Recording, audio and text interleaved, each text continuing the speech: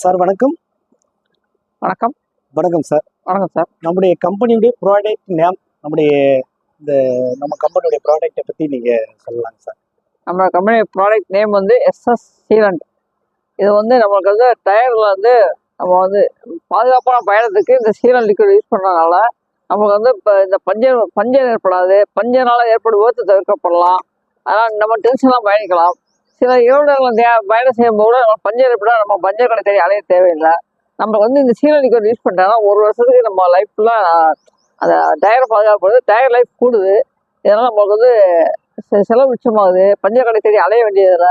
பாதுகாப்பான பயணத்துக்கு SSCL tyre உபயோகப்படுத்தும். சீலண்ட் உபயோகப்படுத்தும். எடிட் பண்ணால் எடிட் பண்ணிக்கோங்க.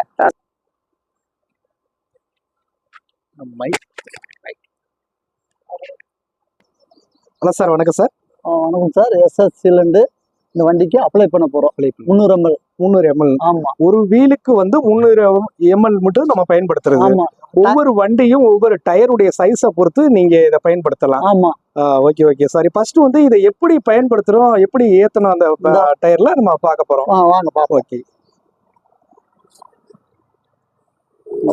டை எடுத்து இந்த வால் பின்ன எடுத்துடுறோம். சரிங்க சார்.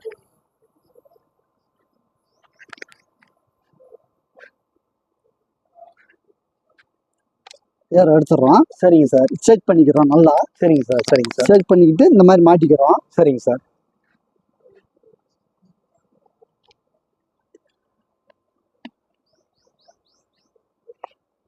மாட்டிட்டு இந்த மாதிரி பின் இருக்கு. சரிங்க சார். இந்த மாதிரி ஓப்பன் பண்ணிக்கிட்டு. சரிங்க சார்.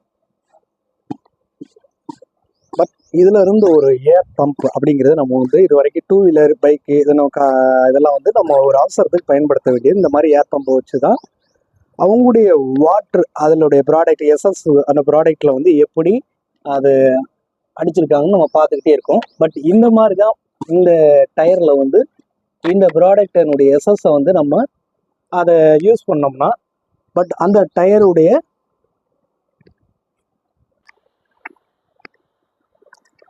இந்த டயரு இந்த நம்ம வாகனத்தில் வந்து எப்படி அதை ஏற்படுறது நம்ம பார்த்து கொண்டிருக்கோம்.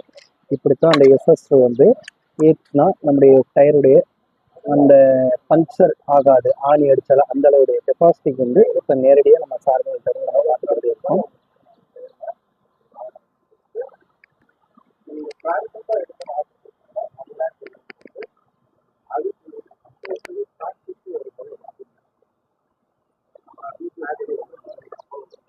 உள்ள வந்து இப்போ கிளீன் பண்ணியிருந்தேன் சார். ஆமாம். Just okay okay okay.